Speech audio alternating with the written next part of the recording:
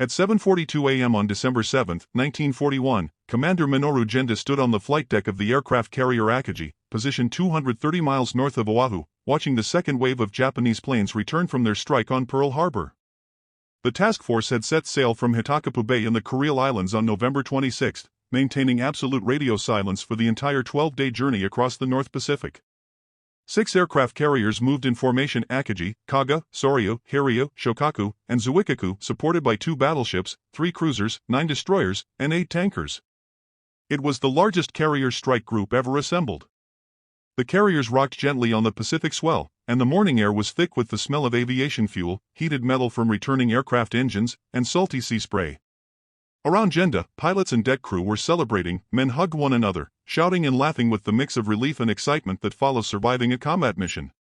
The tension that had gripped the fleet for nearly 2 weeks had finally lifted. They had succeeded. They had attacked the Americans and made it home. The results were far beyond what anyone had anticipated. 4 American battleships had been sunk outright. The USS Arizona exploded so violently that fragments flew across Ford Island, nearly a quarter-mile away. The USS Oklahoma rolled completely onto its port side, trapping more than 400 sailors inside. The West Virginia and California sank to the harbor floor, their upper structures still visible above the waterline, but their hulls torn apart by torpedoes. 4 additional battleships were damaged so severely they appeared beyond saving. The USS Nevada attempted to escape the harbor during the attack but had to be grounded to prevent sinking in the channel. The Pennsylvania sat in dry dock with heavy damage, though still reparable. The Maryland and Tennessee were pinned behind capsized ships, their decks ripped open by bomb blasts. In total, 18 American ships were destroyed or critically damaged, with 2,403 Americans killed and hundreds more injured.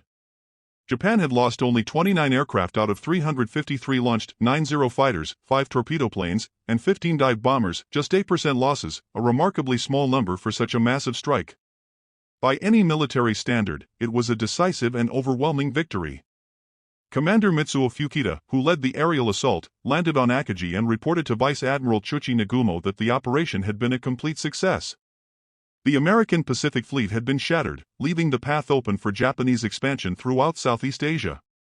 The returning pilots were thrilled and exhausted, all speaking at once about what they had witnessed and accomplished.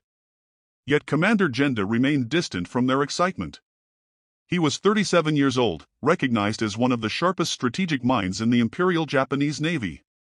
For almost a full year, since January 1941, he had worked alongside Admiral Isoroku Yamamoto, planning every detail of this attack: training plans, assault formations, target selection, and even what types of munitions would be used. His thoughts, however, painted a very different picture from the joyous atmosphere around him. What ran through his mind were calculations, numbers, fuel consumption rates, production capacity, supply chains. A grim mathematical truth was taking shape. Japan had just delivered a powerful tactical blow, but at the same time had guaranteed its eventual strategic collapse. The tragedy was hidden in logistics, not in explosions. Everyone around him was obsessed with the battleships. Those colossal vessels now burning, broken, or sinking inside the harbor seemed like the defining victory. But Genda understood that battleships were already fading into irrelevance. The future of naval power belonged to aircraft carriers and submarines, not to slow-gunnery leviathans that could be destroyed by planes they were incapable of even reaching. The true nightmare was not about what had been destroyed, but about what the Japanese attackers had ignored. 4.5 million barrels of fuel oil remained untouched inside above-ground storage tanks located on the eastern side of the Pearl Harbor Naval Station. 49 large cylindrical tanks were grouped across 3 tank farms built over decades as the U.S. Navy expanded its Hawaiian operations. The lower tank farm, built between 1913 and 1923, contained about 1,400,000 barrels stored within 22 tanks of multiple sizes. The first 5 tanks constructed in 1913 held between 35,000 and 50,000 barrels each. 17 more tanks were added in 1923, each with a capacity of 50,000 barrels. The middle tank farm contained around 500,000 barrels within 10 tanks.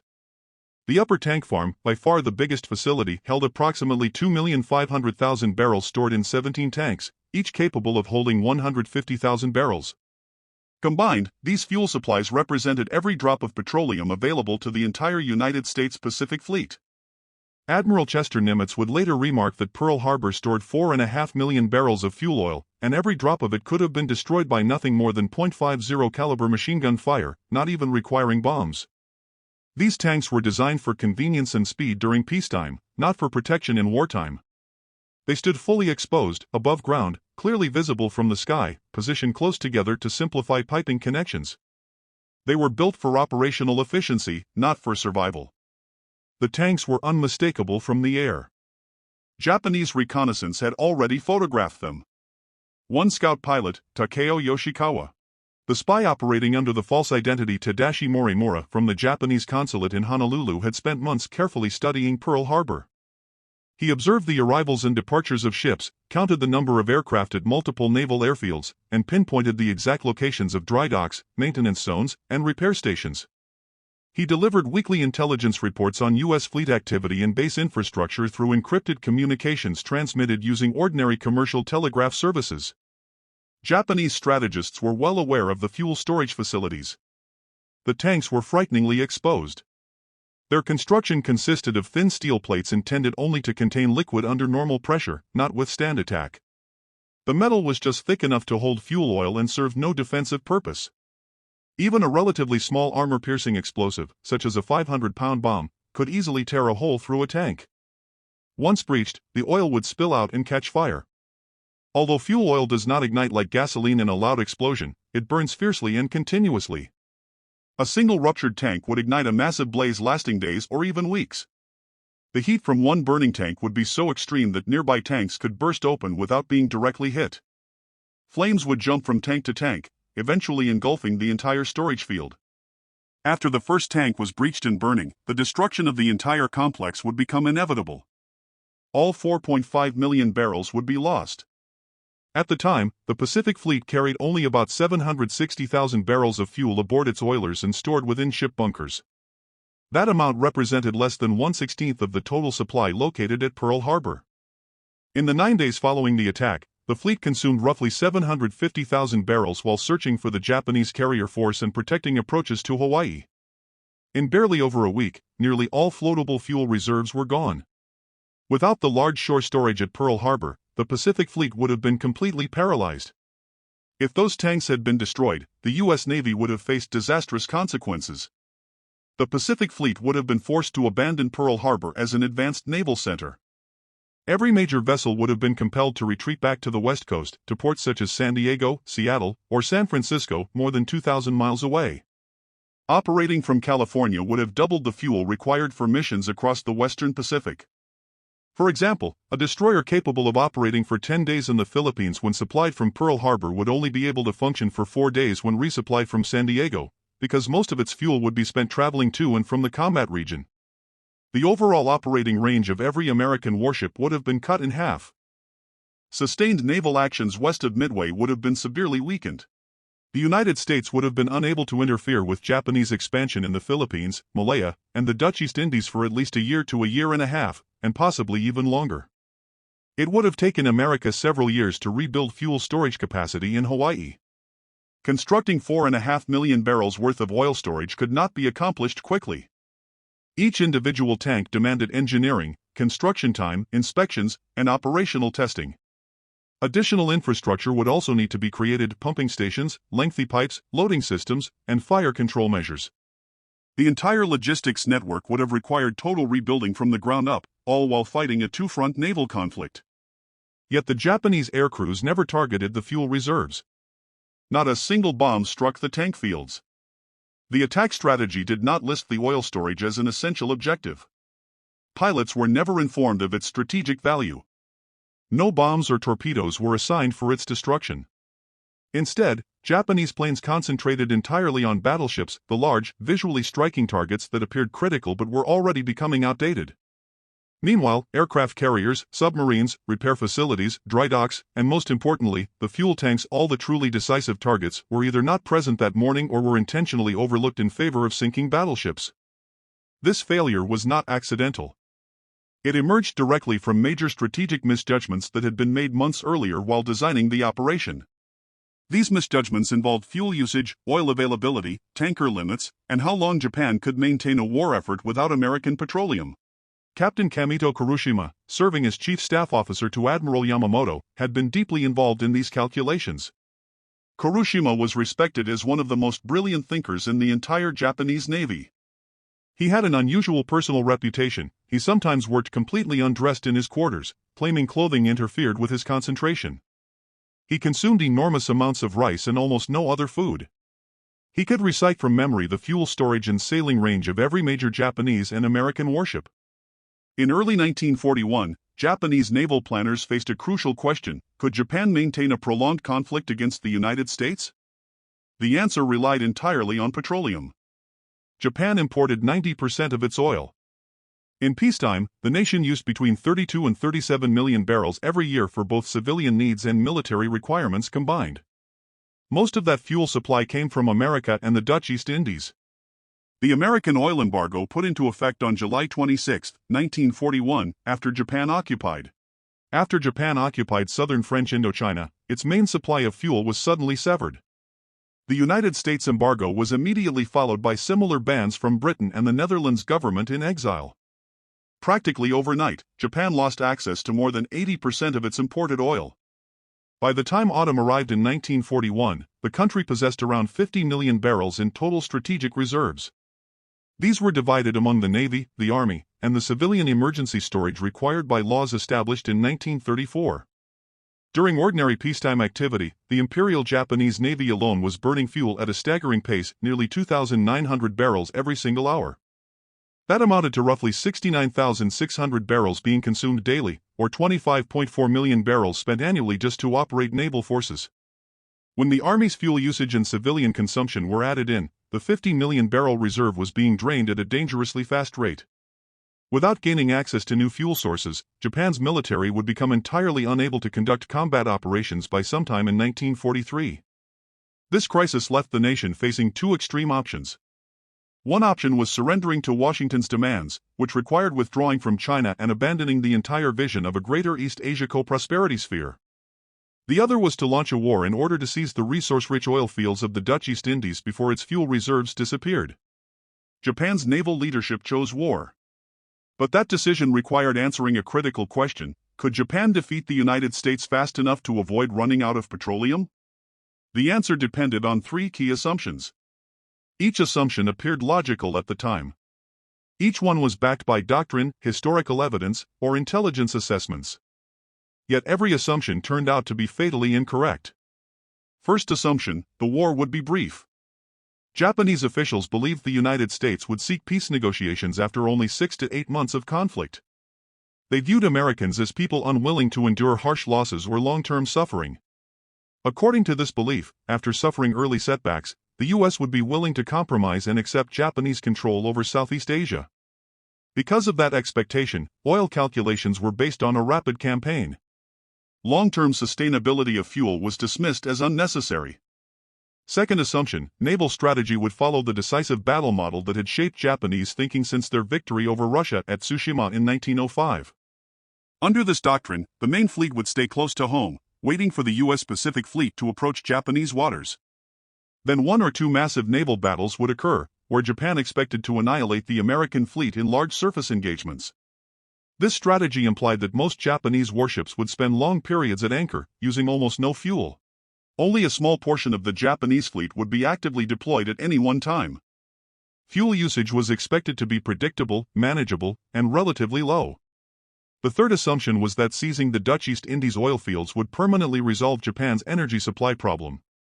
In 1940, the oil fields in Borneo, Sumatra, and Java produced approximately 65 million barrels annually. Japanese planners estimated their military's fuel consumption at 35 to 40 million barrels per year.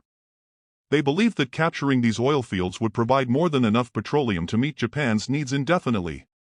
Relying on these assumptions, Japanese strategists concluded that they could conduct the war and achieve victory. Mathematically, the calculations appeared sound, and the strategy seemed plausible.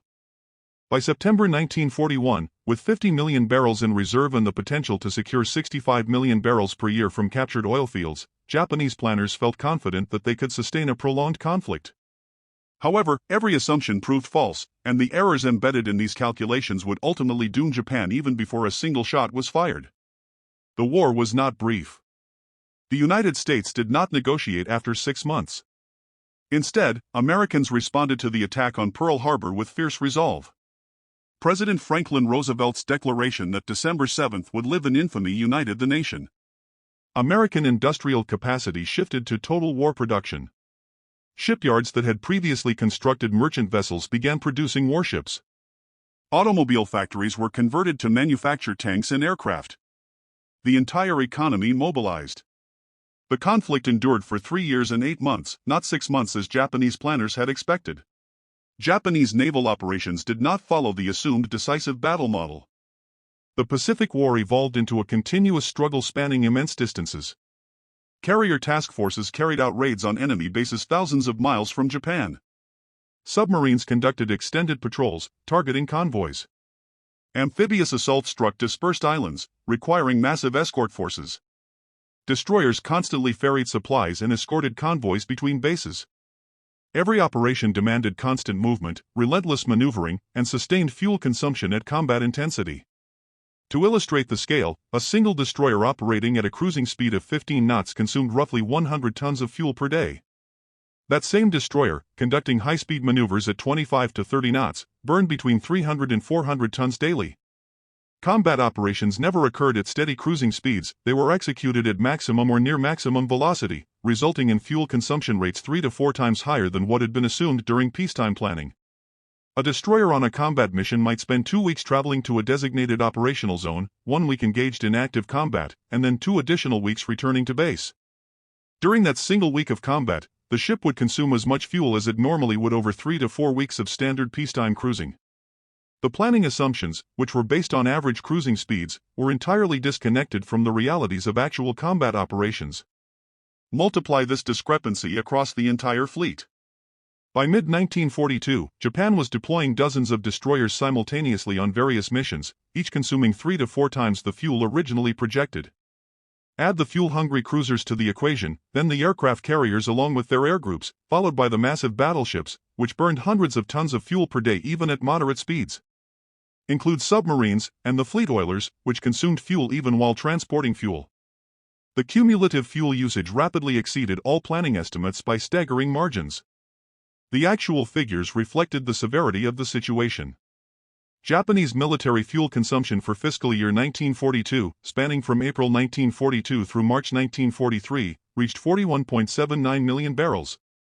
Initial planning projections had assumed 35 to 40 million barrels. The real consumption hit the high end of estimates, even though major operations were still escalating. As the conflict intensified, fuel use would continue to rise.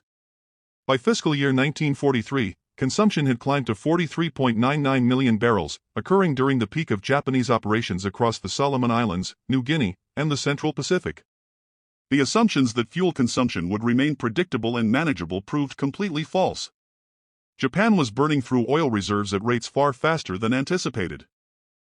Capturing the Dutch East Indies oil fields did not resolve the fuel supply problem.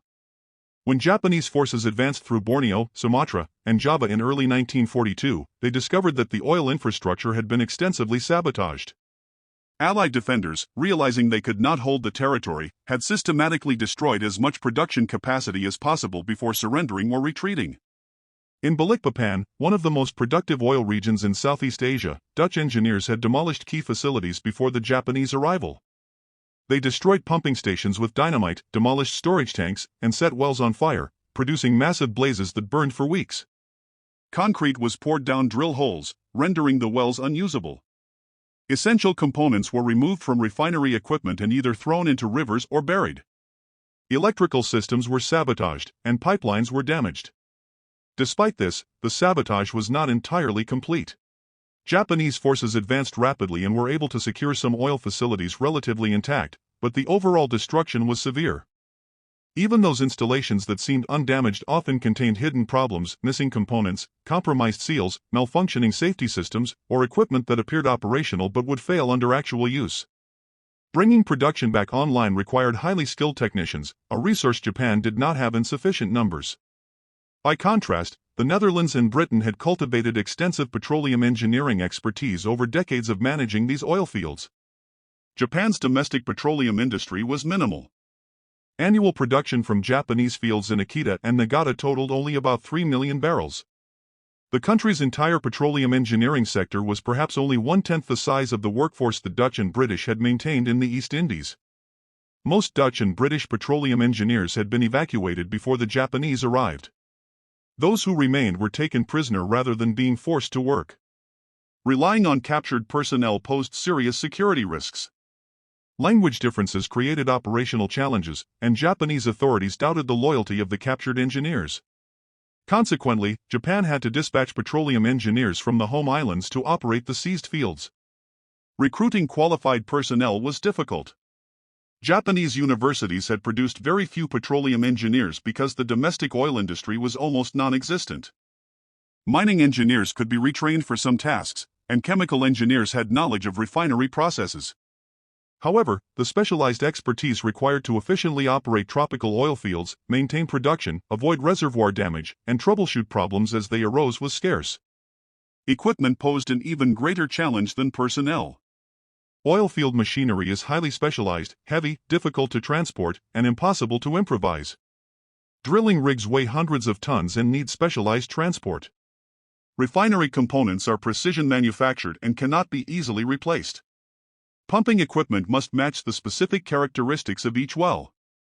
Pipelines must be correctly sized and routed, while storage tanks must meet exact capacity specifications. Japan needed to ship replacement machinery from the home islands. However, Japanese merchant shipping was already under extreme strain. The same vessels that were required to transport oil from the captured fields to Japan were also tasked with delivering equipment to those facilities. Ships traveling south carried drilling rigs, refinery components, and pumping equipment. Meanwhile, ships heading north carried crude oil and refined products back to Japan. However, there were never enough ships to perform both tasks effectively. Additionally, Japanese merchant vessels increasingly fell prey to American submarine attacks. Every ship sunk while transporting equipment southward prevented restoration of the captured oil fields. Every ship sunk while carrying oil northward reduced the amount of fuel reaching Japan. The submarine campaign created a perfect strategic trap. Japan required ships to deliver machinery to repair facilities, and at the same time needed tankers to transport oil. Yet the very same campaign that destroyed oil-carrying vessels also sank the ships carrying essential equipment for production. As a result, production in the seized territories struggled to recover to pre-war levels. In 1940, before the Japanese invasion, the Dutch East Indies produced 65 million barrels of oil annually. By 1942, following Japanese occupation, output had risen only to 25.9 million barrels, less than 40% of the pre-war production, despite major efforts to repair and restore the facilities. This shortfall of nearly 40 million barrels represented oil that did not exist, could not be captured, and was unavailable to support Japan's war effort. Japanese planners had assumed that full production would be restored swiftly, expecting 65 million barrels per year, and built their entire strategic calculations around that expectation. In reality, production remained below half that level. By 1943, restoration efforts brought production up to 49.6 million barrels, roughly 76% of pre-war capacity, a substantial achievement given the circumstances. However, by that time, the shortage of tankers had become a critical constraint. The oil fields were producing, but the fuel could not reach Japan. This represented the third major planning catastrophe for Japan. Japanese strategists had failed to properly account for the shipping capacity needed to transport oil from Southeast Asia to Japan, and they had severely underestimated the vulnerability of these shipments to American submarine warfare. The geography made the problem even more unforgiving. The distance from Borneo to Japan was roughly 2,000 nautical miles, and from Sumatra, even farther. In 1941, a typical Japanese tanker had a cargo capacity of about 10,000 tons deadweight, equivalent to roughly 75,000 barrels of oil. Traveling at an economical cruising speed of 11 to 12 knots, the round trip from Borneo to Japan, including loading and unloading, took approximately 4 weeks. In theory, a single tanker operating continuously without losses or significant delays could make about 13 trips per year, delivering around 975,000 barrels annually. To transport the 49 million barrels produced in captured territories in 1943, Japan required roughly 50 tankers in constant operation solely for transporting oil from the Dutch East Indies. This estimate did not account for tankers needed to move oil between Japanese ports, tankers supporting naval operations at sea, tankers carrying aviation fuel, or those that would inevitably be damaged, under repair, or sunk. In December 1941, Japan had approximately 49 ocean-going tankers suitable for long-range oil transport, totaling about 500,000 gross tons. This number included both naval tankers and civilian vessels requisitioned for military use. It was barely adequate for peacetime demands when oil could be obtained from nearby sources and supplemented by domestic production. For wartime operations, relying entirely on oil from distant conquered territories, this capacity was catastrophically insufficient. Constructing new tankers required shipyard capacity and significant time. Each tanker took roughly 8 to 10 months to build, from keel laying to delivery. However, Japanese shipyards were already operating at maximum capacity producing warships. Every month, shipyards launched destroyers, submarines, cruisers, and aircraft carriers. The Navy General Staff and government consistently prioritized combat vessels over support vessels. Tankers were unglamorous, they did not sink enemy ships or win battles, their sole function was to transport oil. Consequently, warships always received priority. Between December 1941 and December 1943, Japanese shipyards concentrated on warship construction. Some tankers were built during this period, but the numbers were far too few to replace losses. Meanwhile, American submarines were systematically decimating Japan's tanker fleet in one of the most effective submarine campaigns in naval history. The U.S. submarine strategy explicitly targeted Japanese logistics, with tankers as primary objectives. Every tanker sunk represented thousands of barrels of oil that would never reach Japan. Submarines patrolled the main tanker routes between the Dutch East Indies and Japan, lying in wait near strategic choke points. The Luzon Strait, between the Philippines and Formosa, became notorious as a submarine killing ground, as virtually all tankers traveling from the south had to pass through it. Submarines ambushed the vessels there with devastating effect. The consequences were severe. Every tanker lost meant less oil reaching Japan, but the effects extended far beyond the immediate loss of cargo. Each destroyed tanker forced the remaining vessels to make more trips to transport the same volume of oil. More trips at sea meant increased exposure to submarine attacks. This created a cascading effect that amplified Japan's logistical vulnerability, further jeopardizing its war effort. This situation created a vicious downward spiral, where each tanker lost made the remaining vessels increasingly vulnerable. Additionally, the morale of tanker crews deteriorated as losses accumulated. Serving aboard a tanker became one of the most hazardous assignments in the Japanese merchant fleet. Tankers were slow, lightly armed, and often lacked adequate escorts, as destroyers were needed elsewhere. Crew members were fully aware that they were prime targets. The psychological strain affected operational efficiency even when tankers survived their voyages. Tanker captains began adopting cautious, circuitous routes to avoid known submarine patrol areas. Journeys that should have taken 4 weeks stretched to 5 or 6 weeks as captains zigzagged, hugged coastlines, or waited in sheltered anchorages for escort ships. Longer voyages meant fewer trips per year. Fewer trips directly translated to less oil transported, even by the vessels that survived. The threat posed by submarines reduced the effective tanker capacity well beyond the actual losses from sinkings. By late 1942, the shortage of tankers had become critical. Japanese oil imports started to decline not due to reduced production in the captured territories, but because the ships necessary to transport the oil were increasingly lost or unavailable. Crude oil accumulated in storage tanks in Borneo and Sumatra, unable to reach Japan. The American submarine campaign had created a logistical choke point that severely restricted Japanese oil supply lines. By April 1942, just 4 months after the attack on Pearl Harbor, the harsh mathematical reality of Japan's fuel crisis was becoming undeniable. Japanese oil reserves had fallen from 50 million barrels in September 1941 to roughly 38 million barrels. This decline of 12 million barrels over 7 months represented a consumption rate far exceeding peacetime projections. The Imperial Japanese Navy alone was using approximately 2.4 million barrels per month, well above earlier estimates of 1.5 to 2 million barrels monthly. Admiral Yamamoto received detailed reports on the fuel situation in May 1942 while preparing for the Midway operation. The figures were alarming. Even under optimistic assumptions regarding oil production in occupied territories and successful tanker operations, Japan was projected to deplete its reserves sometime in 1943, possibly as early as mid-year, if consumption remained constant or increased. In response, the Naval General Staff convened a series of emergency meetings in Tokyo throughout the summer and fall of 1942 to address the fuel crisis. Minutes from these sessions reveal escalating concern and increasingly desperate proposals. Yet every proposed solution encountered fundamental obstacles that rendered implementation extremely difficult or outright impossible. One suggestion was to drastically accelerate tanker construction, aiming to build 50 new tankers immediately, effectively doubling or tripling Japan's oil transport capacity. However, Japanese shipyards were already working at full capacity around the clock. Constructing 50 tankers would mean foregoing the production of 50 destroyers, 10 cruisers, or even 2 aircraft carriers. Combat ships were essential for waging war, so prioritizing tankers over warships would have come at the cost of reduced naval combat capability. Furthermore, each tanker required 8 to 10 months to build. Vessels laid down in late 1942 would not have been operational until mid to late 1943 at the earliest, potentially too late if fuel reserves ran out before the new ships became available.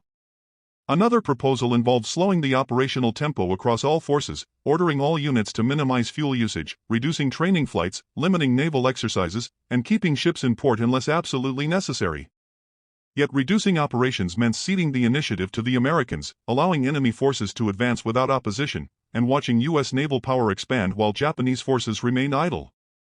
Each week of limited activity gave the Americans more time to build additional ships, train pilots, and move closer to Japan. Sacrificing operational readiness to conserve fuel was effectively exchanging one form of defeat for another. A third plan, which was actually implemented, was to station major fleet units closer to the oil sources. Battleships and large carriers were based at Singapore or in waters near Borneo and the Dutch East Indies. By being positioned near the oil fields, ships could refuel directly without relying on tanker transport to Japan. This approach freed tanker capacity for other purposes and kept the fleet fueled. However, placing the fleet thousands of miles from Japan introduced its own challenges. The decisive battles were taking place in the Central Pacific at Midway in June 1942, Guadalcanal beginning August 1942, Tarawa in November 1943, and the Marianas in June 1944, distances of 2,000 to 3,000 miles from Singapore. The vessels meant to defend Japan remained idle near Borneo, and by the time orders were transmitted, fleets deployed, and ships steamed thousands of miles to the combat zones, engagements were frequently already decided. The American advance continued while Japanese battleships remained stationed near the oil sources. A fourth measure involved using lower-grade fuels to conserve refined products. Tankers could transport unrefined Borneo crude directly to naval bases instead of carrying refined bunker fuel, reducing the demand on the limited refining and transport infrastructure. Ships were able to burn crude oil directly, and this strategy was actually attempted. By 1943 and 1944, Japanese warships increasingly used unrefined crude as bunker fuel. The outcomes were predictable. Crude oil contains sulfur, salt, sediments, and other impurities that are normally removed from refined bunker fuel. Burning crude led to rapid buildup of deposits in boilers and fireboxes. Boiler tubes became clogged, reducing efficiency, and heat transfer degraded. Ships operating on crude oil developed maintenance issues at an accelerated pace. Boiler cleaning, which would normally occur every few months, had to be performed every few weeks. Some vessels experienced boiler failures, leaving them immobilized and in need of towing to repair facilities. While using crude saved transport capacity, it compromised fleet readiness and created long-term maintenance problems. A fifth proposed solution was to develop synthetic fuel production in Japan and Manchuria. Germany had successfully produced synthetic fuel from coal, and Japan hoped to replicate this. However, synthetic fuel production required enormous industrial investment, specialized equipment, and coal of specific quality. Constructing synthetic fuel plants would take years, the technology was highly complex, and Japan lacked the decades of expertise that Germany had accumulated. Small-scale experiments were conducted, but they never reached industrial production levels sufficient to meaningfully offset the oil shortage. Consequently, synthetic fuel remained a theoretical solution that could not be implemented quickly enough to make a difference. By September 1942, Japan's monthly consumption averaged roughly 3.7 million barrels. While imports from captured territories were insufficient to meet that demand, the shortfall came from strategic reserves. Japan's stockpile shrank each month. The Navy estimated that, at current consumption rates, reserves would fall below 10 million barrels by mid-1943. Falling below this threshold was considered a crisis, as the Navy deemed reserves inadequate for sustained military operations. The fundamental problem was purely arithmetic. Japan required approximately 40 million barrels per year to sustain military operations at the level necessary to fight the United States. After accounting for losses to submarines and transport inefficiencies, Japan could import at most 20 to 25 million barrels per year from captured territories. Domestic production contributed only 3 million barrels annually, and synthetic fuel production added an almost negligible amount.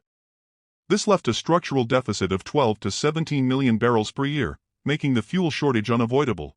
No combination of efficiency measures, operational restrictions, or technical adjustments could bridge a gap of that magnitude. The arithmetic was unforgiving. By mid-1943, Japanese oil reserves had fallen to roughly 15 million barrels, less than one-third of pre-war levels. American submarines had decimated the tanker fleet. The surviving vessels faced perilous waters and were forced to follow cautious routes, consuming significant portions of their own cargo as fuel for propulsion. During the Battle of the Philippine Sea in June 1944, Japanese carriers operated at the absolute limits of their fuel capacity. Every unnecessary mile constrained maneuverability, as each mile burned irreplaceable fuel. In contrast, American carriers enjoyed virtually unlimited operational freedom, supported by a vast logistics network of fleet oilers. The difference was not a matter of bravery or tactical skill, it was a matter of mathematics. America had abundant oil and the tankers to deliver it, Japan had neither. By late 1944, Japanese oil imports had nearly ceased. Most tankers had been sunk, and those that survived were barely operational. Many warships remained anchored with empty fuel bunkers, unable to sortie even when ordered. At the Battle of Leyte Gulf in October 1944, Japanese forces conducted a desperate operation that consumed nearly all remaining fuel reserves. The mission was not intended as a one-way trip, yet severe fuel shortages meant ships could barely return to port afterward. The fleet was effectively paralyzed by fuel exhaustion. In April 1945, the battleship Yamato embarked on her final sortie to Okinawa. Operation Tengo was explicitly planned as a suicide mission. Orders specified minimal fuel, just enough to reach Okinawa, where the ship would beach and serve as a stationary gun platform. Local base commanders at Tokuyama secretly supplied additional fuel, approximately 60% of full capacity, instead of the bare minimum needed for a one-way trip. This act of defiance revealed the controversy surrounding the mission even within the Japanese Navy. Yet even 60% fuel was likely insufficient for a return journey. Yamato was sunk by American aircraft on April 7, 1945. By August 1945, when Japan surrendered, oil reserves were effectively depleted. The combined fleet was immobilized. Most major warships had been destroyed, and those that survived remained docked with empty fuel bunkers. The oil fields in the Dutch East Indies continued to produce, but the oil sat unused in storage tanks in Borneo because there were no tankers left to transport it. Japan had waged the entire war under a fuel deficit it could never overcome, a shortage that had existed even before hostilities began. The fuel deficit was both predictable and quantifiable, dictated by the arithmetic of consumption versus supply. Admiral Yamamoto had recognized this reality from the very start. On January 7, 1941, months before detailed planning for Pearl Harbor had begun, Yamamoto sent a letter to Navy Minister Koshiro Owa. In that correspondence, he explicitly stated that Japan could not prevail in a prolonged war against the United States. American industrial capacity far outstripped Japan's, and U.S. oil production exceeded Japan's domestic output by hundreds of times. Yamamoto warned that if the conflict lasted longer than 6 to 8 months, defeat for Japan would be unavoidable. He acknowledged that the only potential path to success was a rapid, decisive strike capable of shocking the Americans into negotiating. Yet even that scenario was highly unlikely, as historical precedent showed that Americans rarely surrendered after initial setbacks, they became more determined instead. Yamamoto never believed that Pearl Harbor would yield a truly decisive strategic advantage. He understood that the underlying mathematics of Japan's resources and fuel supply simply did not support victory. Nevertheless, Yamamoto was constrained by institutional pressures that influenced all Japanese planning. Privately, he could voice doubts in letters and express pessimistic assessments to trusted colleagues, but publicly refusing to plan the operation would have been viewed as insubordination, disloyalty, and a threat to national unity. His career would have been destroyed, and someone else would have assumed command of the attack planning. Consequently, Yamamoto proceeded to plan Pearl Harbor as best he could, fully aware that it would likely fail strategically, while clinging to the hope that the Americans might react differently than historical patterns suggested. On the morning of December 7, as Commander Gender stood on Keiji's deck observing the second wave return, he grasped the full gravity of the situation. He knew the fuel tanks at Pearl Harbor had not been struck. He recognized that they should have been targeted and understood that leaving them intact was a tactical mistake that would cost Japan months of operational advantage. Yet Gender also understood a deeper truth: even if the fuel tanks had been destroyed, even if Pearl Harbor had been rendered completely inoperative, even if the American Pacific Fleet had been forced to retreat to California, the underlying mathematics of Japan's fuel situation would remain unchanged.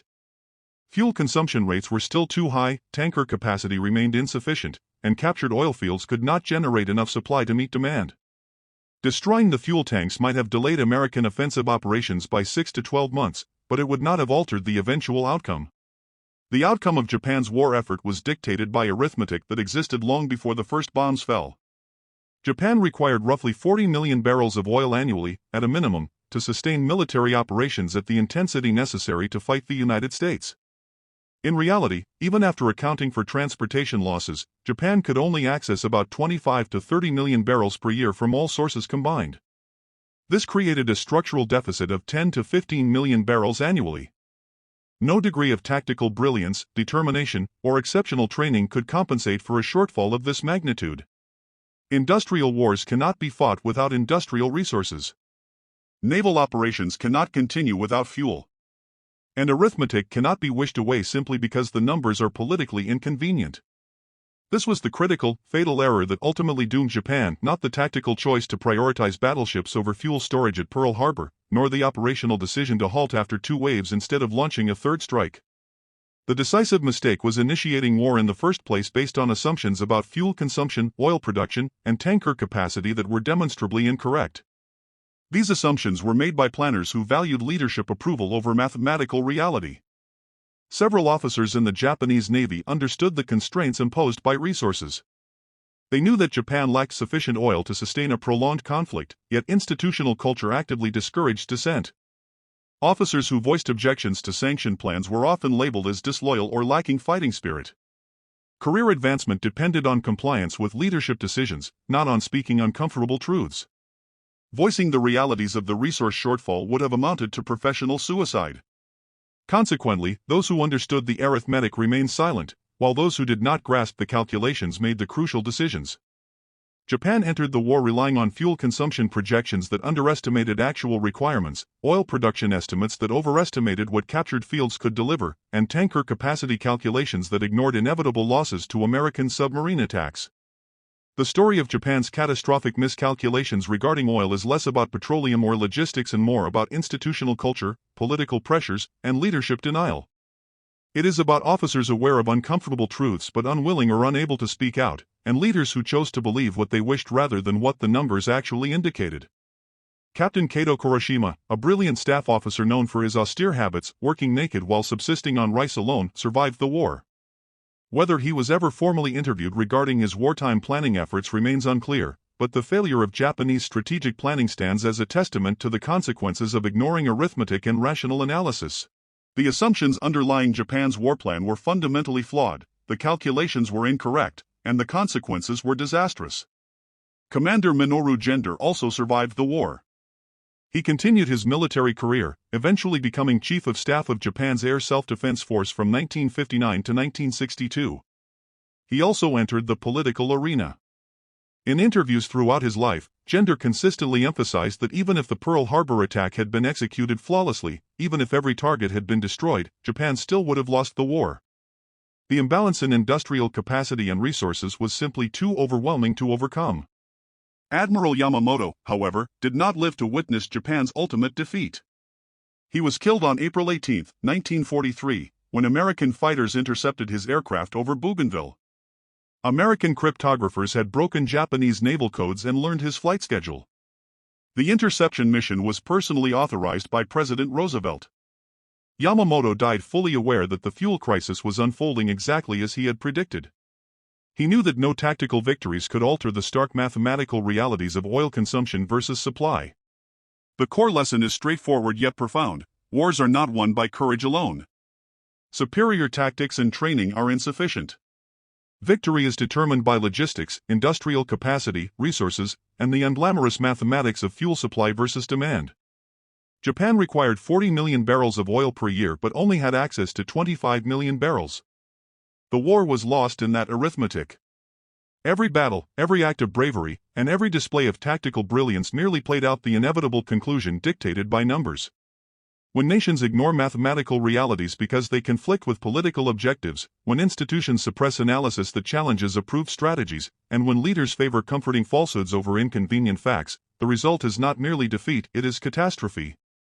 If you found this story compelling, please like this video. It helps us share more forgotten histories that reveal how wars are truly won and lost, not by generals or admirals, but by the often overlooked mathematics of logistics. Subscribe to stay connected with these untold stories. Each one matters. Each one deserves to be remembered. Leave a comment telling us where you're watching from. Our community spans the globe, from veterans to history enthusiasts, and you are part of something special here. Thank you for watching and for keeping these stories alive.